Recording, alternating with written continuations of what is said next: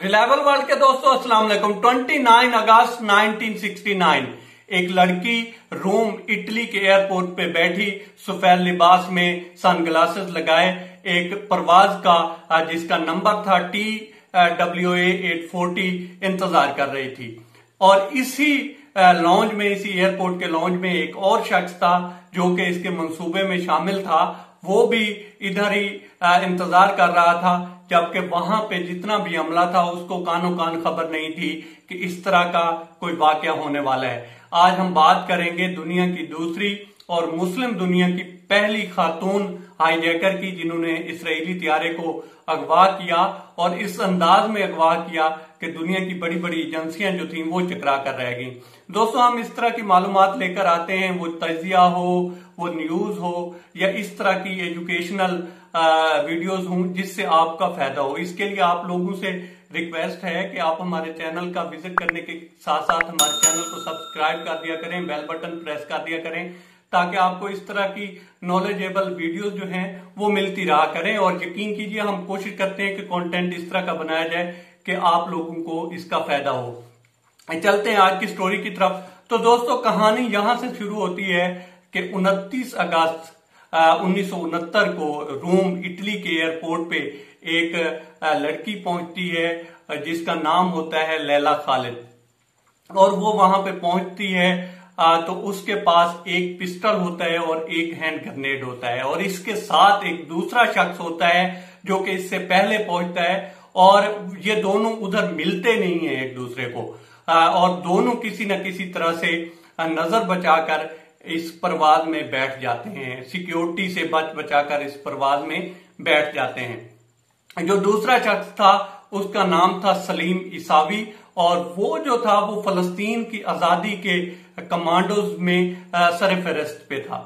तो जब ये दोनों जहाज में बैठे तो इन्होंने इस तरह से जो सीट अलाइनमेंट थी वो इस तरह से, या टिकट अलाइनमेंट कहलें, की हुई थी कि इनकी जो सीट्स थी वो आमने सामने थी। इन्होंने जो ही त्यारे ने परवाज शुरू की और उसके बाद जब सर्व करने के लिए एयर होस्ट आई तो इस लैला खालिद ने उससे कंबल मंगवाया कि मुझे सर्दी लग रही है, आप प्लीज मुझे कंबल दे दें। तो जब उन्होंने कंबल दिया, और कंबल इन्होंने इसलिए लिया था कि उसके अंदर इनके पास एक हैंड ग्रेनेड था और एक पिस्टल था, उसको छुपा सके। जब इनको कंबल मिला तो इन्होंने वो दोनों चीजें जो हैं कंबल के नीचे छुपा दी। परवाज करता रहा इसी तरह से जहाज।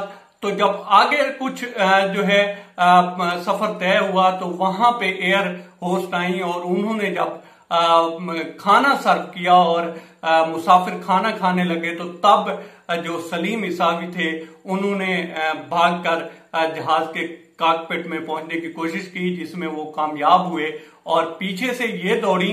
और इसी दौरान ये अपनी किताब में लिखती हैं कि एयर होस्ट जो थी उनसे डर के मारे खाने की ट्रे गिर गई, और जब उनसे ट्रे गिरी तो इनका पिस्टल भी गिर गया। लेकिन इन्होंने हालात को संभाला और फिर इन्होंने मुसाफिरों को जो है हिदायत की कि वो जो इकोनॉमी क्लास है उसमें चले जाएं।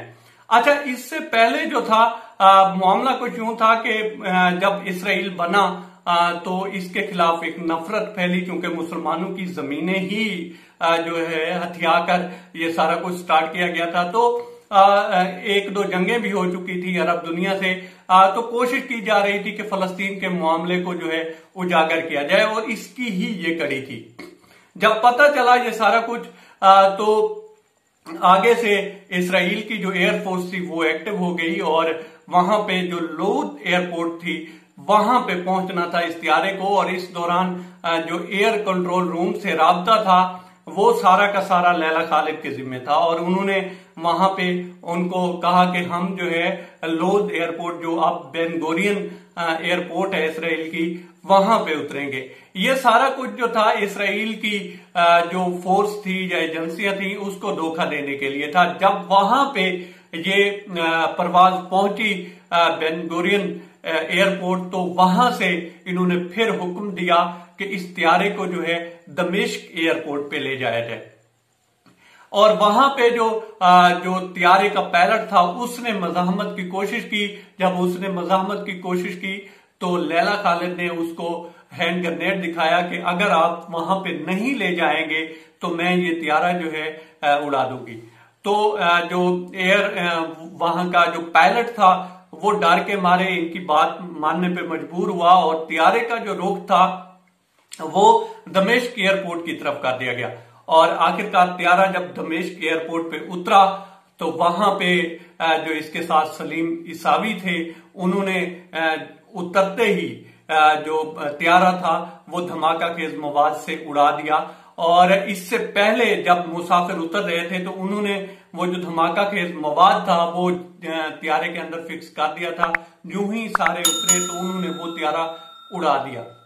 अब ये जो सारा मामला था या सारा कुछ इनके करने का मतलब था वो सिर्फ ये था कि दुनिया को बावर करवाया जाए कि फलस्तीन की आजादी के लिए ये लोग किसी हद तक भी जा सकते हैं और फलस्तीन की जो आजादी है वो इस वक्त नागुजीर है और फलस्तीनियों को उनका हक मिलना चाहिए, जिसमें वो समझती हैं, वो अपनी बुक में भी लिखती हैं कि हम किसी न किसी हद तक दुनिया को बावर करवाने में तो कामयाब हुए कि फलस्तीन एक मसला है और काफी अहम और संजीदा मसला है जिस पे दुनिया ने तवज्जो ना दी तो कुछ भी हो सकता है।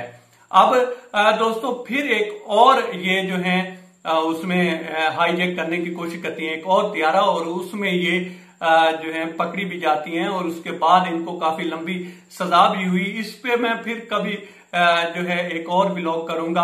अब तक इतना ही। आप लोगों से रिक्वेस्ट है, आप दोस्तों से रिक्वेस्ट है कि आप हमारे चैनल का विजिट करें और अगर आप दोस्तों को हमारे चैनल का कंटेंट पसंद आए तो इसे सब्सक्राइब करें। ताम उनके लिए शुक्रिया दोस्तों।